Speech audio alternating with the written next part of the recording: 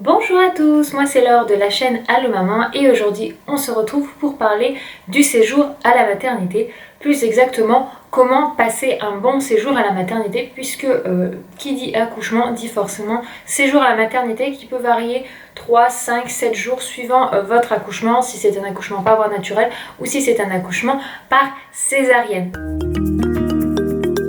Alors du coup, je vais avoir 5 conseils à vous donner pour optimiser votre séjour à la maternité pour qu'il se déroule le mieux.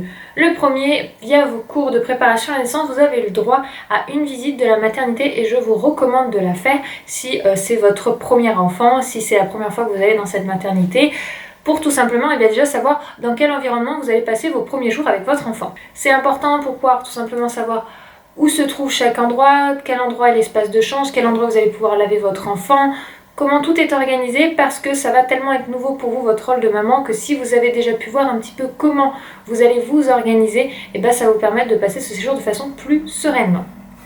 La deuxième chose, c'est pas obligatoire mais en tout cas c'est un avis personnel, si vous avez la possibilité ayez une chambre seule. Je trouve que c'est mieux parce que ça permet de se reposer tandis qu'une chambre double, et bien déjà que votre enfant a son propre rythme, et bien vous allez aussi un petit peu dépendre du rythme de l'autre enfant et varier aussi par rapport aux visites de l'autre. Si par exemple vous n'avez pas du tout envie d'avoir de visite et que la personne d'à côté a décidé d'avoir plein de visites, vous allez entre guillemets subir les visites de l'autre. Après ça peut être sympa parce que vous n'êtes pas seul, mais moi je pense qu'on a vraiment besoin de repos et du coup si on a la possibilité d'avoir une chambre seule, dans ce cas-là renseignez-vous auprès de votre mutuelle. Beaucoup de mutuelles prennent en charge les chambres seules et du coup ça vous permet tout simplement déjà de savoir si la prise en charge est possible ou pas via votre mutuelle.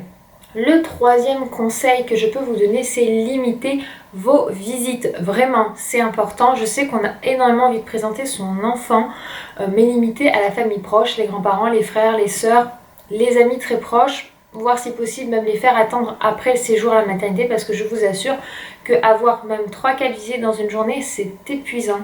Parce qu'on a envie de se reposer, parce que bébé est des fois fatigué aussi et que le bruit peut ne pas être évident au début. Et vous n'êtes pas très en forme, vous avez peut-être aussi envie de vous retrouver juste vous, le bébé et votre homme. Voilà, sachez-le, même moi pour mon deuxième enfant, puisque je suis maman de 2 enfants, j'ai même encore trop fait de visites lors de mon deuxième accouchement. J'avais pourtant déjà bien limité les visites, mais j'en ai eu quand même beaucoup. C'est le conseil que je vous dis. Après, organisez-vous à la sortie pour, je sais pas, tous les 2 jours avoir une visite de quelqu'un, ça fait aussi très plaisir. Le quatrième conseil, c'est amenez-vous des gourmandises, c'est-à-dire des choses que vous aimez, que vous n'avez pas pu prendre pendant votre grossesse parce que vous n'avez pas eu le droit, si vous n'étiez pas immunisé contre la toxoplasmose, je sais pas, du fromage, du saucisson, quelque chose que vous avez très envie, des sushis, je ne sais pas trop, suivant vos envies et vos goûts personnels. Mais prévoyez, ou des bonbons, dans mon cas c'était des bonbons, j'essaie de pas trop en faire d'excès. Prévoyez-vous-en tout simplement parce que l'alimentation dans un hôpital, on peut pas se mentir, c'est pas les meilleurs repas du monde, on n'a pas forcément très envie de les manger et puis ils vous les apportent à des heures fixes où vous n'avez pas forcément l'habitude de manger. Après ça se comprend puisque l'hôpital a une organisation et qu'ils ne peuvent pas amener les repas à la demande, mais voilà, si vous amenez quelque chose qui vous fait plaisir, ça vous permettra déjà de passer un meilleur séjour dans le sens où vous aurez des petits plaisirs que vous n'avez pas pu avoir pendant votre grossesse et ça vous fera du bien. Le cinquième conseil, il a un rapport avec la nourriture, c'est amenez-vous aussi de quoi vous détendre, des livres, je sais pas, un ordinateur. Après, je vous avoue que vous êtes tellement fatigué que vous n'allez pas forcément en avoir envie ni le temps, vous allez plutôt essayer de vous reposer quand bébé n'est pas réveillé.